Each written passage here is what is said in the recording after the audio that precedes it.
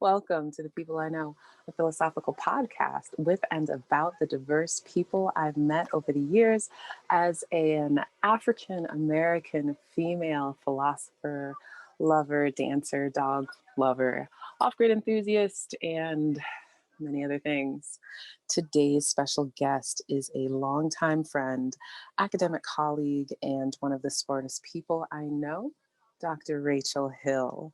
She is a Stanford-educated, Bay-Area raised African historian, currently working as an assistant professor of African history at California State Polytechnic University, Pomona. Enjoy. I just want to start with a land acknowledgement. Because I am here on Hualapai and Mojave land. I did a little bit of researching for where you are and see that you are on Gabrielino, Tongva, and Kizh land. So we pay our respect to elders, both past and present, for these lands on which we live and do our work. Indeed. Welcome Thanks. to season 4, The White Women I Know. Honored. It's an honor. If you would give us a brief introduction of yourself, your CV in a nutshell. Oh my gosh, I think you covered it already.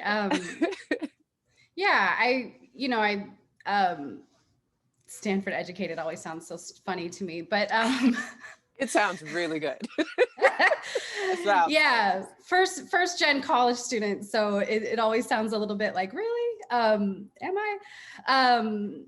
So I mean, I'm an Africanist historian. I focus on mostly 19th and 20th century, but I teach an entire continent from the beginning of time to the present, which is a problem.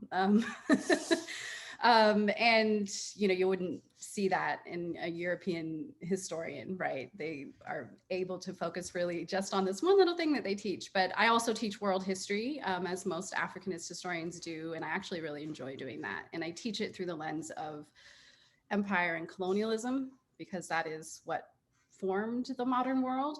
And I'm teaching from 1500 to the present. And then in terms of my own research, I'm particularly interested in the history of health and medicine, science and technology in Africa.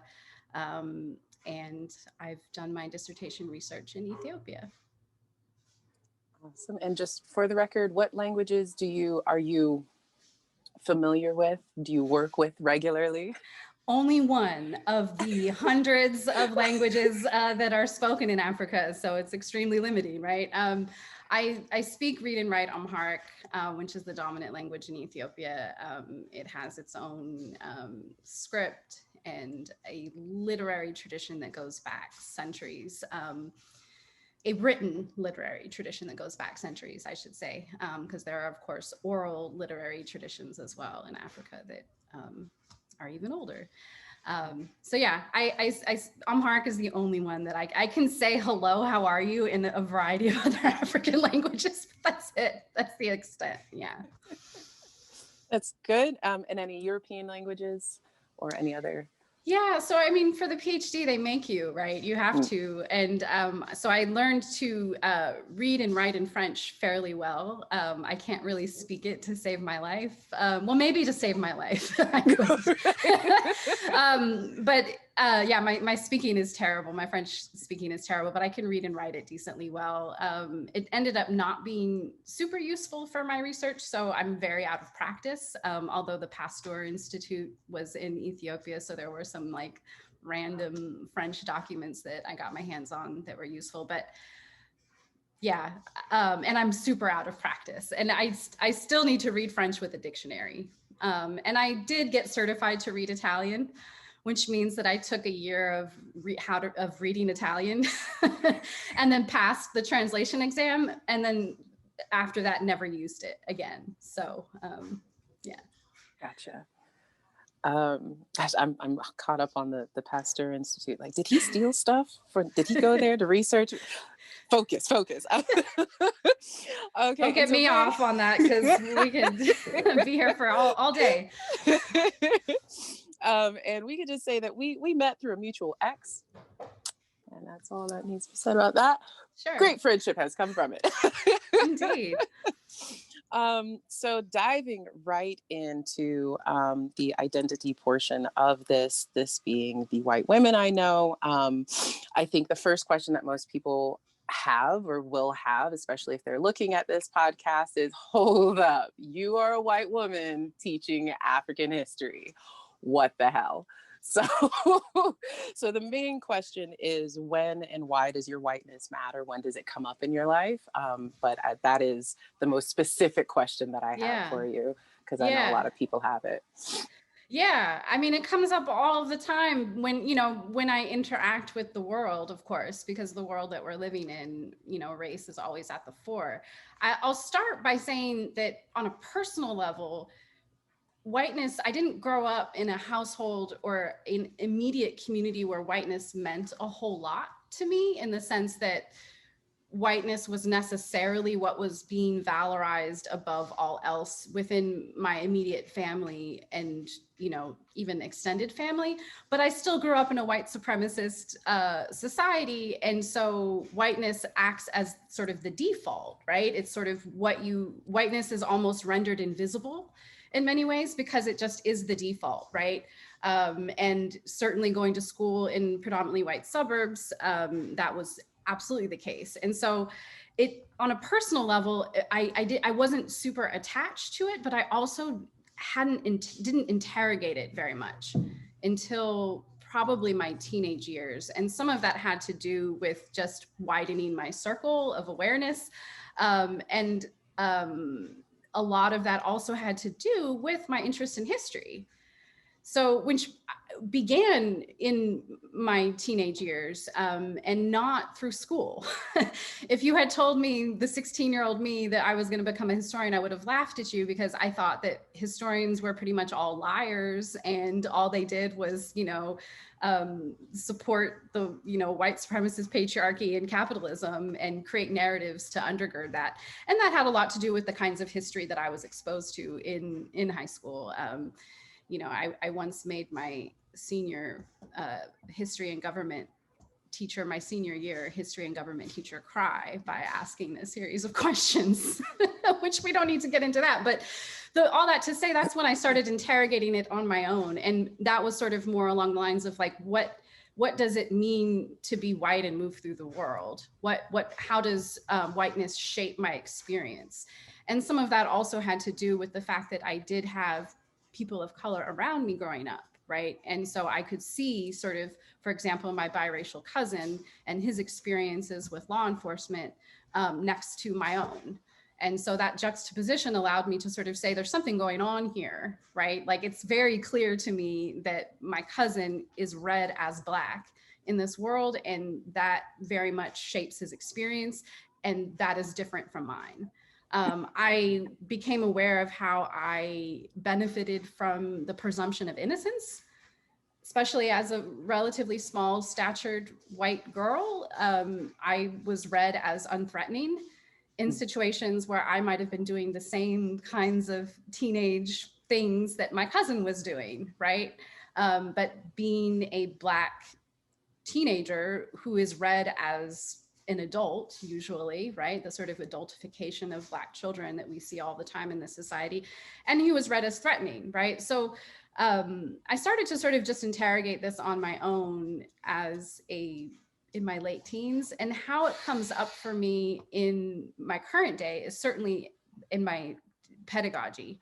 It's something that I have to be aware of all of the time as a white person teaching and researching about a culture in a time and a place that is not part of my heritage. And so it's something that it informs my research methods, it informs my pedagogy. So just to give some examples as to how I am very acutely aware of the fact that when I, first day of the semester, am standing in front of that classroom and Black students walk in and they see me at the front of the classroom, that could very well instigate a set of, this shit again, right? A sort of set of like, not this again, like, because there's horrible lack of representation in the in the professor class generally. And certainly the idea that African history is told to Africans by white people is part of the colonial past, right? And so I have to be aware that, my students of African descent walking into that classroom looking at me are very, they have every right in many ways to have that initial reaction. And it's my job to not personalize that. It has nothing to do with me as a person. It has to do with forces that were in place long before I was born, long before our parents were born, our parents' parents, right? And these are the forces and structures that are still at play. And, you have to deal with it. You can't not take accountability, right? I'm not saying that, but you also have to not personalize it. It has nothing to do with you as an individual, as a person, and not to take that personally, because the response from a lot of white people, well-meaning white people who can be some of the most dangerous white people, is to take offense to that, because no one likes to be misread. No one likes to be misunderstood. No one likes to be mislabeled. And it is an uncomfortable feeling to just immediately on site be grouped into something that you personally may not have actively contributed to. That said, Black people, Indigenous people, people of color have been mislabeled and misunderstood for centuries upon centuries, and my being misread and misunderstood is not likely to result in my death. It's not likely to keep me from accessing basic services like housing and education. It's not likely to prevent me from voting. So read in that light, I mean, get over yourself. It's like, it's not something you need to take offensively, offense to the point of putting up a defense and being like, well, I'm not like that. I'm da-da-da. What I do instead is I'm aware that that is likely how I'm going to be read. And then I hope and pray that through the course of the semester, they can see that it isn't just the same old shit. And that happens with course design, syllabus design, making sure that my syllabus includes Black women, making sure that people of African descent coming into that classroom can see themselves in the material that I'm presenting. The worst thing ever I could do, I think, is to have a syllabus full of white scholars, even perhaps, quote unquote, good scholars who do good research, telling the history of Africa, right? So I really make a conscious decision to, make sure that African scholars appear on my syllabus and that we are reading about what African historians have said about the African past. And also when I teach the history, I don't just teach content, like here's what happened. I also teach methodology to some extent. It's not like a methods class, but I'll talk about different methods, like how did we arrive at these kinds of conclusions about the past? What sorts of evidence do we have to suggest that this is the case? And in doing that, we kind of inevitably talk about how the field has changed over time. So you have to deal with anti-Black racism when you teach African history. You have to, because it has impacted the field so much. I mean, one of the reasons why Africa wasn't considered a place that had any history and that was worthy of intellectual investigation is because of anti-Black racism. Right? White scholars saying Africa has no past, there's nothing of significance there. There's nothing there to look for. Exactly. There's nothing there to find. Right. And so one of the examples that I use to demonstrate how the field has changed is the issue of Great Zimbabwe, which is an enormous sort of palace ruins that exists in Southern Africa in what is today Zimbabwe. And when that was first, quote unquote, discovered, I'm putting, air quotes around that for those who, I don't know if this is an only audio podcast or if it's, video, but people couldn't understand how such a complex set of architectural structures could have been built by sub-Saharan Africans, because anti-Black racism was, the predominant theme of the day, as it, often still is today. But, this was in the middle of the colonial period, where they're justifying colonialism by essentially saying, like, we're going to bring them into the light of civilization. And yet here are signs of a civilization that is deeply sophisticated, had trade links with Asia.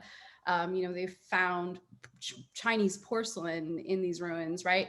So the way that they explained it is that it had to have been built by Phoenicians. It had to have been built by, people who migrated from the Middle East. It couldn't have been built by Africans. Another example is, in what is today Nigeria, finding these terracotta sculptures that are incredibly lifelike in terms of proportion and representation. And they predated the European Renaissance. So traditional art history said that, it was after the European Renaissance that people had perspective in their art and could create lifelike representations of human beings. Well, this appended that whole narrative. And so the German anthropologist who discovered it, quote unquote, said that he discovered the lost city of Atlantis. This mythical, he was more inclined to believe that it was the lost city of Atlantis, this mythical, place that we have no substantial evidence ever existed, than to credit African people with this art. So I talk about those things in my classroom as a way of being really explicit about the ways in which anti-Black racism has shaped academia. Thank you for that answer and for those examples. I really like how you've brought up several points, really important points that are getting to be more in our language today, as far as like whiteness as a default. I like how you said valorizing whiteness. That's something that, like, at least in another interview I want to bring up, because this is an ongoing question that I have.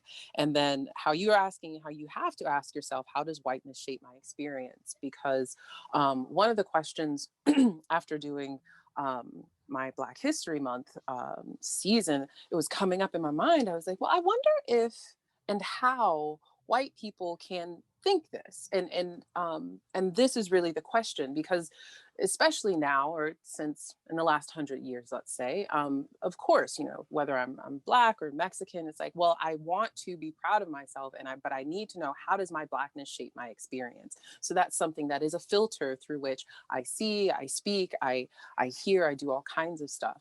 And then you, with the position that you have, it's like, of course, this is a question that you need to ask and be aware of in order to, just as you said, not be offended, but much more importantly, to do better work.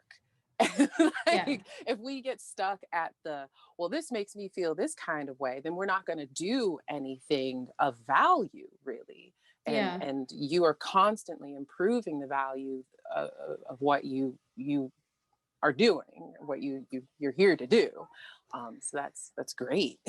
Yeah, I mean, you have to be willing to be uncomfortable, I think, in order to get better at doing anything, you know what I mean? And that's sometimes can be a hard thing for humans, and for white people who have been given the benefit of who have the privilege of not having to think about, because often we think about white people as not having ethnicity, right? Ethnicity and race is something everyone else has. Right. Yeah. Us, we're just people, right? That's how a lot of white people think, whether they want to admit it or not. That's just, how we're socialized in this world. And so it can be very uncomfortable, and it should be uncomfortable to be not very good at something. Well, I don't want to say it, but you should want to get past that point and to, for the sake of improvement, right? And it's like anything. I mean, you learn how to, I'm about to start taking swimming lessons. I've never really swam before, right? And I'm sure it's as you know, someone in their 40s, like being taught how to swim. I know how to swim. Okay. But like, you know, like how to swim properly. It's like, you're going to suck at it at first. Right. And so I think that a lot of people are just don't like sucking at a thing at first. It's very humbling. I mean, it's like learning a language too, right? When you're learning a language, like you sound like a toddler when you talk, you know, it's very humbling. I was actually told by a lovely little Ethiopian girl, she was 10 years old, and she was like, you know, when you speak Amharic, you sound just like an Ethiopian. And I was like, really? Oh, thank you. And she's like, yeah, but one who's two.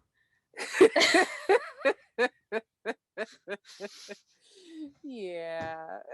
So I mean, humbling. Yeah, it's humbling. And I think that for, you know, it's, you have to be okay with being humbled and like kind of trade your cleverness for something, you know, being able to be surprised and being able to be in awe at something new that you can learn, you know?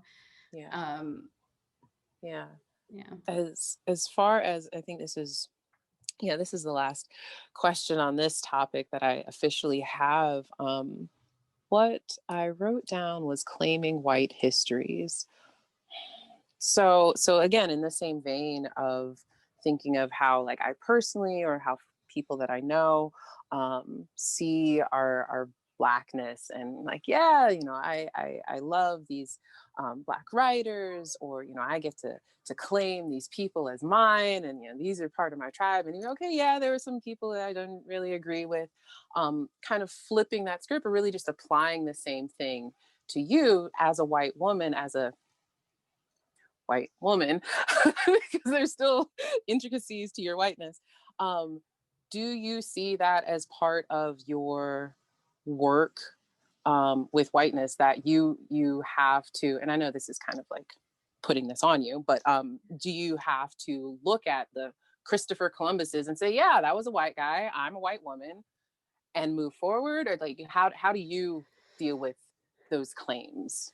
So I think there's something really, I mean, obviously there's something really fundamentally different about Blackness and whiteness and how it's been constructed and evolved over time. And the issue with sort of having the same kinds of quote unquote pride over about whiteness is that whiteness has not yet been transformed into an emancipatory, celebratory kind of thing in the same way that Blackness has, because whiteness at its core was actually created, and you can trace this historically. I mean, if you look at sort of like the 19th century is really where you can identify that this happens, particularly in this country, late 19th century. Whiteness at its core was created as a tool with which to essentially force so-called non-white people into submission. It was created to essentially transcend various ethnic and religious differences among people of European descent in order to unite them in the common goal of slavery, colonization, white supremacy, eventually imperialism and world domination. So there's no there, if you get what I'm saying. Like there's nothing there, there's nothing in that to celebrate. There's nothing emancipatory and beautiful about that. It's murderous, it's tragic, you know, and it's created and continues to create suffering in the world.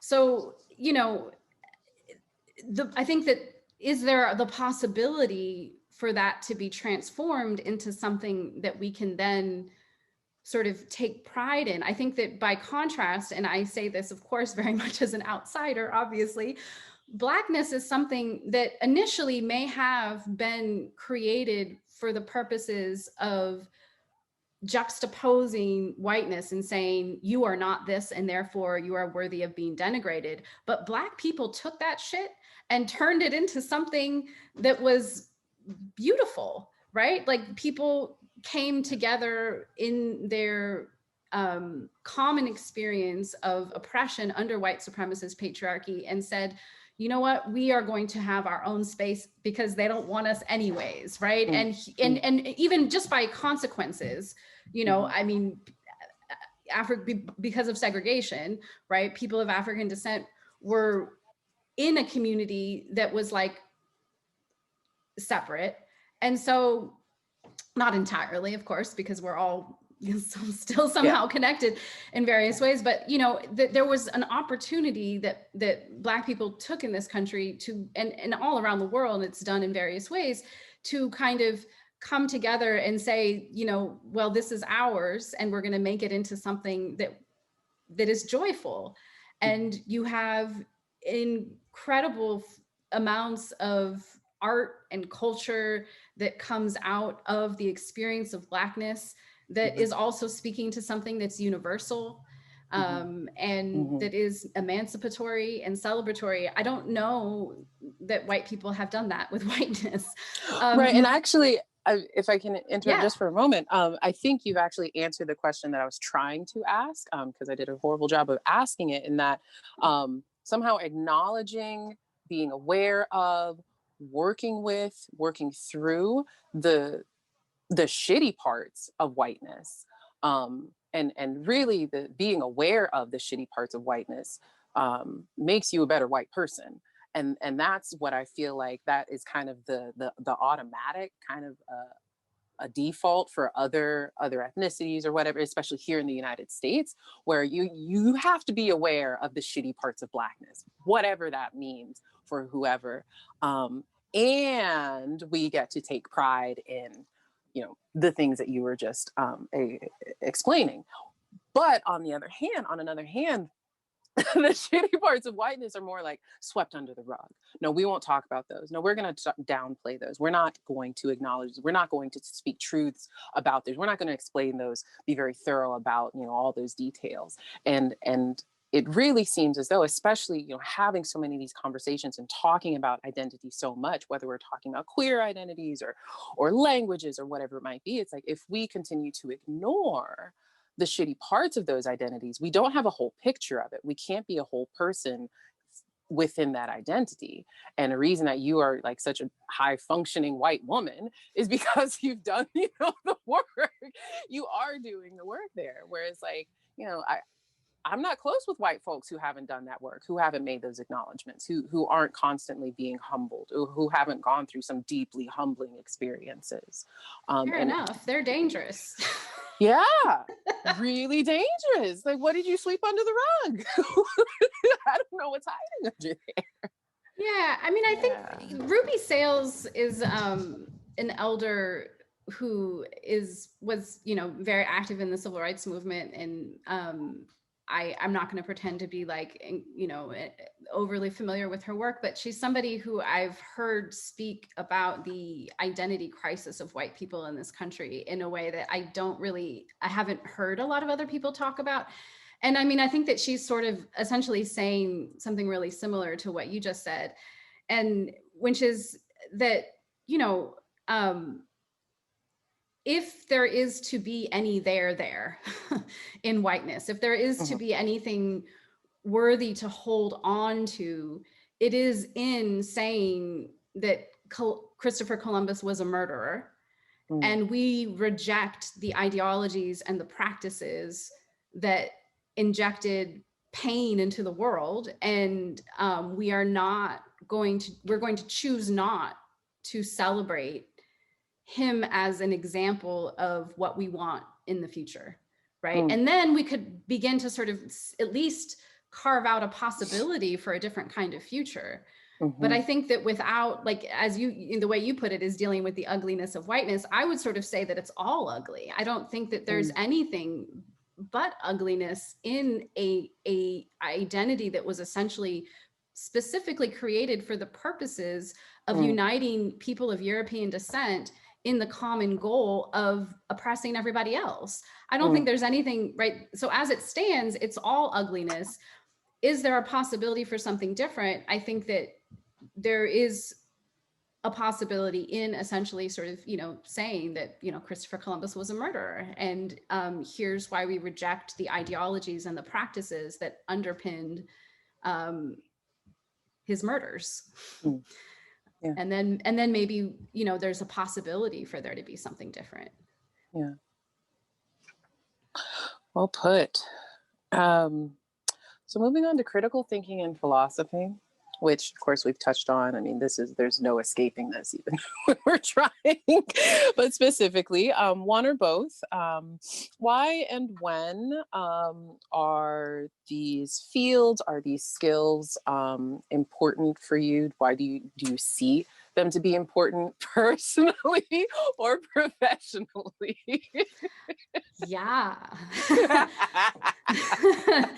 Yeah, I mean, so important. I mean, so in the field of history, we, you know, have to take a sort of critical look at all forms of evidence and kind of adopt a certain degree of what you might call methodological skepticism, which is that you sort of, you in as much as it's possible to do this as a human, try to set aside what you think you know and see what the evidence says, and ask critical questions of all forms of evidence and all forms of constructed narratives too. So, you know, in history, we would call them secondary sources, the things that historians write after they've looked at primary evidence, right?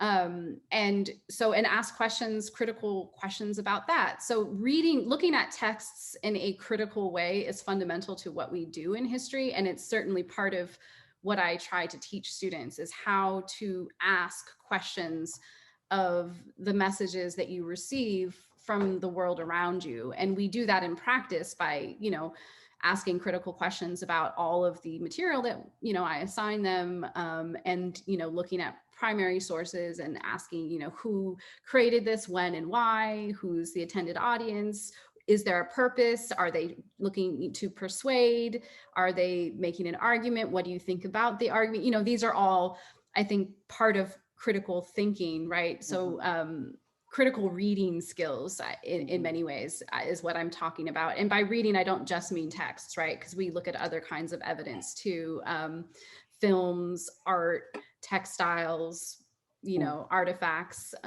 song, poetry, etc. So there's that. So in terms of like history pedagogy, it's really important. In terms of how I see it in the larger world, I think that it's important to impart these kinds of skills to students, not just for the sake of creating more historians. I'm not just sort of trying to train them all to be historians. The majority of them, even the history majors, will not be historians. So for me, even if they never, you know, continue to, you know, be interested in history per se, that they develop a kind of analytical or intellectual toolkit that they can then use in decoding the messages they receive from the world around them, whether it's in the media, whether it's politicians' speeches, whether it's those cute little blurbs that they send you when you're going to the voting booth and they're like, this proposition is about this, right? And so for me, I think that it's integral to having a functioning democracy. And so for people to have those kinds of skills helps them be informed, engaged citizens in this country and in the broader world as well. Indeed, indeed.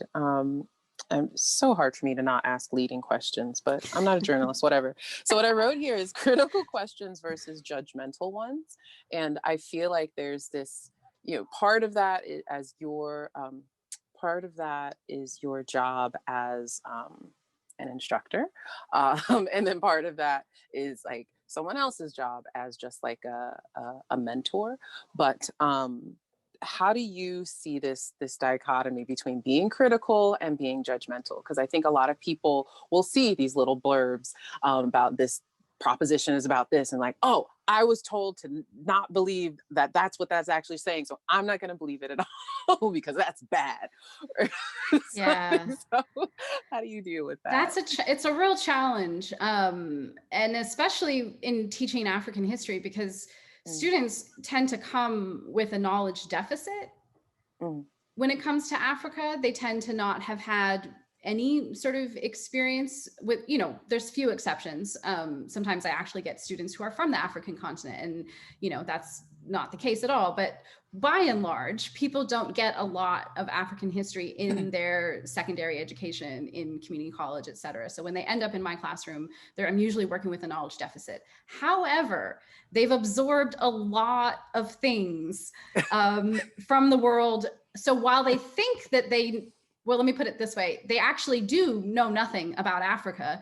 They know quite a lot about this particular image of Africa that they just sort of absorb through osmosis, through being in this world. So sometimes the questions that they're asking are loaded with assumptions, and I have to get them to a place where they're asking the right questions. So you're right. And I think that that's sort of what you're talking about, like questions that have judgment or value judgments embedded in them, versus actual sort of critical questions that are coming from a place of, you know, raw curiosity and not, you know, sort of assuming to know. So to give you an example, I once had a student ask me, well, you know, Europeans were getting on ships and going all these different places all over the world. And, you know, it was Europeans who, you know, got on ships and sailed across the Atlantic. Why weren't Africans ever going anywhere? So that's a question, but I think it's an example of what you would call a judgmental question, because there's a set of assumptions in that question. And so I had to, when they asked that, I couldn't just sort of answer what seemed to be the most obvious question, which is, why didn't Africans build ships and sail across the Atlantic? Well, first of all, we don't totally know that they didn't. Right. That's a whole separate lecture. But also, there are so many assumptions embedded in this question. Like, for example, why is that the apex of achievement that you, and first of all, you know, so I had to kind of walk them back and be like, so why were Europeans so involved in shipbuilding in the 1500s? Why were they so eager to sail to other shores? What were they looking for? What did they want? What was, okay, so did Africans have those same wants and needs? Right. So I had to kind of like, first of all, like invention, you know, necessity is oftentimes the mother of invention. So did Africans have the same wants and needs? Did they have the same environment that Europeans did that would, and so, you know, we kind of, this question took like 30 minutes to answer, because I had to walk that student back towards from all these assumptions that they were making, and sort of be like, you know, in Europe, land was scarce and natural resources were scarce. Right. So in Africa, land is abundant and natural resources are also abundant. So, you know, in terms of state building, it wasn't about claiming more territory. African polities did not, you know, expand and sort of develop themselves by claiming more territory. What was sort of the quintessential mark of state building in Africa was attaching people to you. How many people who would believe in your vision or want to follow you or want to be a part of this project, right? And if people didn't want to, land was abundant, so they could pick up and leave, and they did, and form another community elsewhere. So, you know, in Europe, it was all about claiming territory and land, because land and natural resources were not abundant. And then the other thing too was in terms of why the Portuguese were involved in shipbuilding that would eventually send them, you know, into the Atlantic. They wanted access to the spice trade, to the East. Well, Africans had access to that, and had access to and been involved in the Indian Ocean trade for centuries. And they did, and Africans did build ships and were involved in trade on the east coast of Africa. The spice trade was to the east. So when the Portuguese sailed into the Atlantic, they were actually trying to access the trade in the East, but they had to go down the west coast of Africa and around the Cape of Africa to get to it because the Ottomans, the Muslims, were blocking their access to the Eastern trade. So again, I had to kind of, it took 30 minutes to answer this question that was loaded with assumptions and value judgments about what, and in this, it turns out that this student didn't even really have an understanding of what motive. There's this idea that Europeans were just these intrepid travelers and wanted to go and see what was out there. What's out there? And Africans, by contrast, Africans just weren't curious. Africans were local. Africans were static and immobile. None of that is true. And pre-colonial African history will teach you that, right? Africans were highly mobile, highly integrated to the global market, even highly integrated into global trade. And Africa was actually globalized far earlier than Europe was, interestingly enough. So these were so those kinds of questions happen in the classroom setting, and you, instead of sort of, you have to really kind of like unpack a lot when that happens. And so that's where I see it show up in my teaching. Yeah, that's a great example. You said raw curiosity I think that might be the difference between having critical questions and others that are filled with stuff.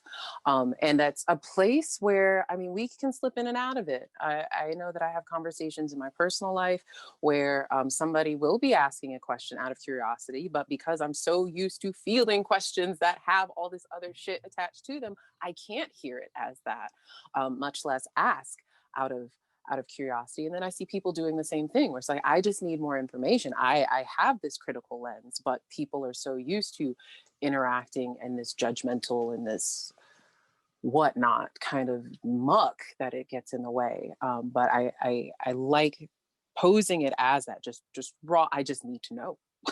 I just want to know.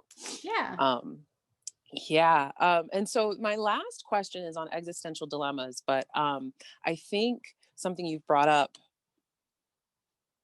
moves us in that direction. This idea of territory or property versus the idea or purpose of community. Because this is something that is coming up in these conversations over and over again, especially with people who are very connected with their families, very connected with their communities, very concerned with where they are growing, what they are doing with their lives right now. It's not about how much stuff can I acquire. It's not about, okay, yes, my mom and I, we have acquired 2 acres of land here in order to build community. And so there's definitely, and historically, and like thinking about how this coincides with some like philosophical, this idea of like defining property and how important that was historically and what time that came about, all that kind of stuff. This definite contrast between, well, I need more territory, I need more stuff, or I need more people who resonate with these ideas that I've got going on in order to build community. So the specific question is, do you have words of wisdom on existential dilemmas? On what we should do with our lives and define our purpose. Still trying to figure that out. If you'd like to speak about any of that other stuff, that's welcome too. I mean, I think, I mean, I'm still trying to figure that stuff out. And I think that it changes. I think that it's a moving target, I mean, I think, so this is going to probably sound very trite, but there's a book that I like that a lot of other people like, and it's, it's The Alchemist, and they talk about, it's, this whole sort of narrative about like how you find your personal legend, and pursue that and live it. And I think that has sort of always been kind of at the heart of my,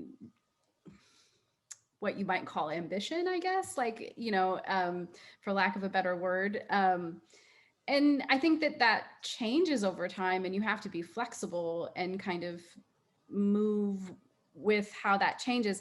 The other thing that I will say is that it's not a straight line from A to B.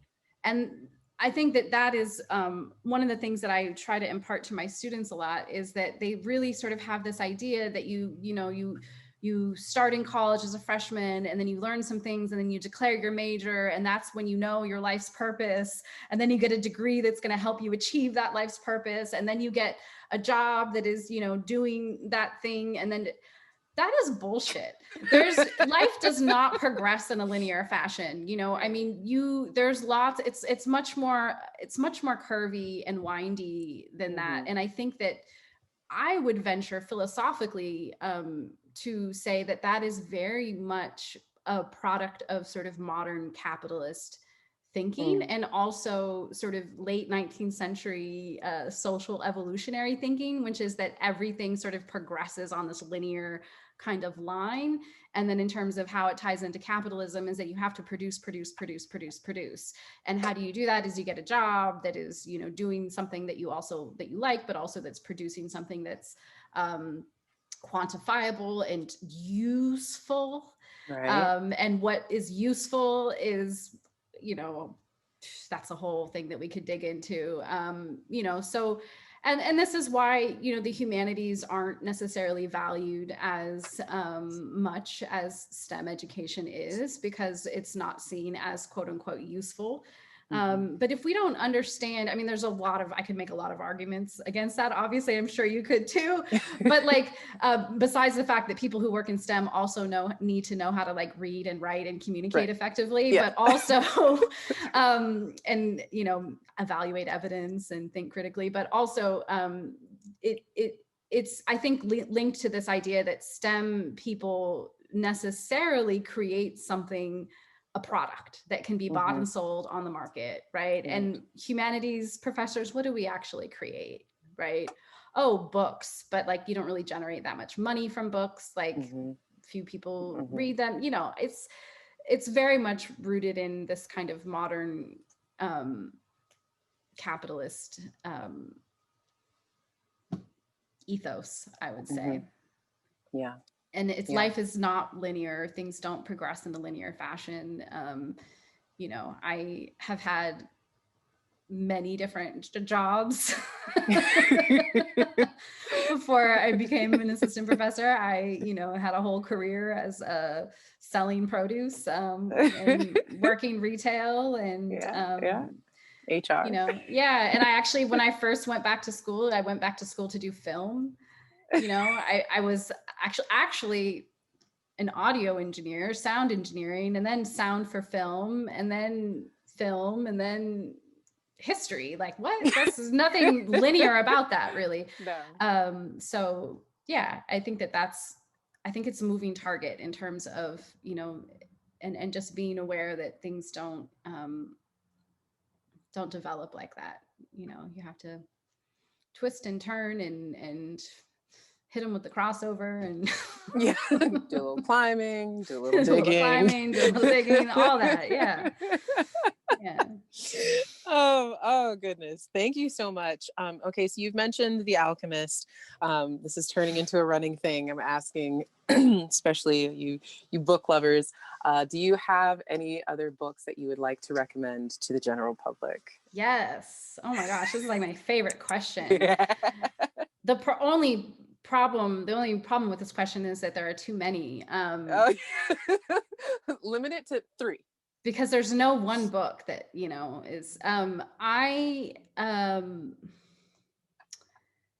think that Silencing the Past is a great book. It's a great read. I should have a copy sitting over here, actually. Oh, look, it's underneath my laptop. Oh. No, this is a great read. It's Silencing the Past, Power in the Production of History. It's by one of my favorite historians, Michel Rolph, who's a Haitian intellectual who is not even a professionally trained historian, but he still is one of my favorite historians. And he just talks about the role of power in the production of history, and really kind of pulls back the curtain to show people who are not historians how historical narratives get made, how they get disseminated into the public sphere, and how they become part of our sort of national consciousness in ways that are really quite sneaky and we might not be aware of all the time. And he does so with a lot of examples from Haitian history as well as US history. And it's very readable, like even if you're not, a historian or an academic, I think it's great. So that is one. I think that in terms of like the times and where we are right now, I think everyone should be reading How to Be an Anti-Racist by Ibram X. Kendi, because it's very actionable. He's very good at giving you sort of actionable kinds of steps on, how to be an anti-racist. Which if you are white and you are not actively anti-racist, then you are absolutely contributing to racism. So I think that's important. That's also like one that's gotten a lot of attention lately. So I'm sure people are already on that. Third one. Anything by Octavia Butler. Just read Octavia Butler. Literally anything. Literally anything. You can't go wrong. All right. Well, thank you. I will put all of these resources down below the video on YouTube. Is there anything else you would like to say since you have this space? It was a pleasure talking with you, and we should do it again. We should, yes.